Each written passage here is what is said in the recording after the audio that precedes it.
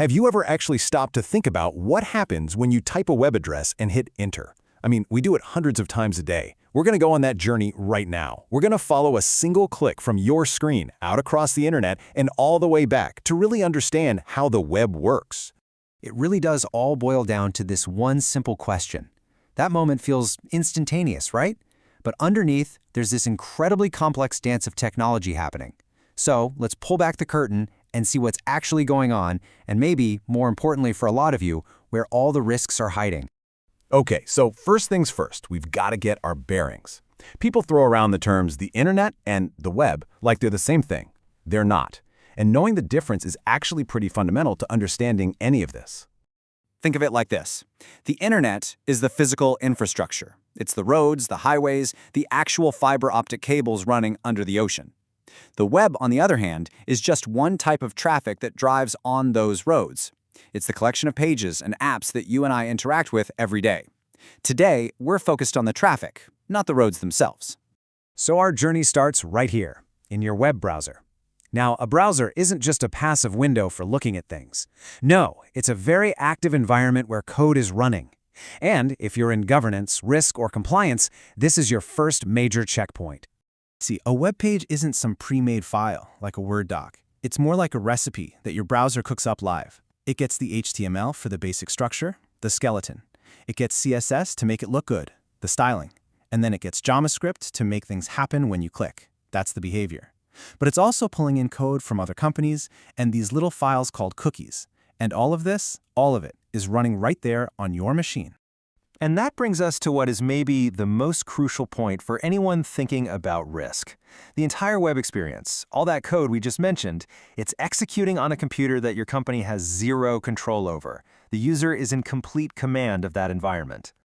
So if the user is in the driver's seat of their own machine, what does that mean for our security? What can we actually trust? Well, here it is. This is the golden rule. Any security check that only happens in the browser, it's just for show. It's for user experience, not for real security. Because a smart user can always get around it. Real, enforceable security has to happen somewhere else. So, let's follow the data. All right, now we get to how the browser actually communicates. It doesn't just, grab information from a server. It has a formal conversation using a language called HTTP. And this conversation really boils down to two main verbs. The first is a GET request. That's the browser saying, get me this web page or get me this picture. The other is a POST request. That's when your browser is sending information to the server, like when you post your username and password through a login form.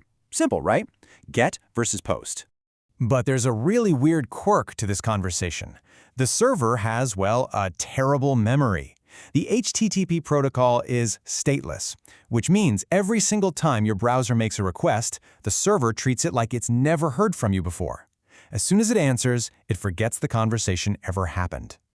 The best analogy is a shopkeeper with short-term memory loss. You can walk in, have a great chat, buy something, walk out, and when you walk back in 1 second later, the shopkeeper looks at you and says, "Hi, have we met?" That's how a web server sees you. Which, of course, raises a pretty big question. If the server immediately forgets who you are, how in the world can you stay logged in while you click from one page to the next? And that is the exact problem that cookies were invented to solve.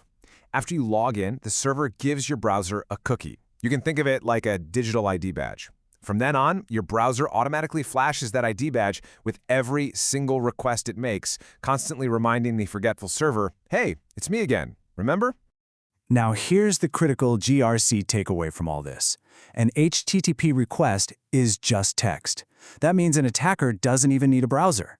They can manually build a malicious request from scratch, slap a stolen cookie on it, and send it off. And the server? It has no way to tell the difference. That's why you have to treat every single request as if it could be hostile.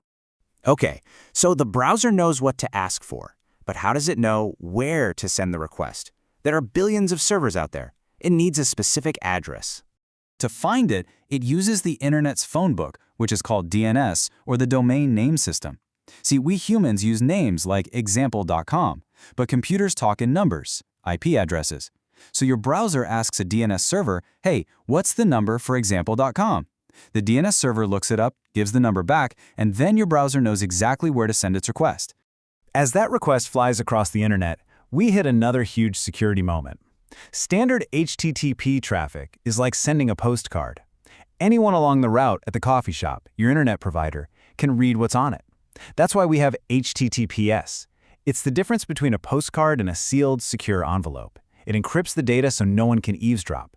From a compliance view, if you're handling sensitive data, this is absolutely not negotiable.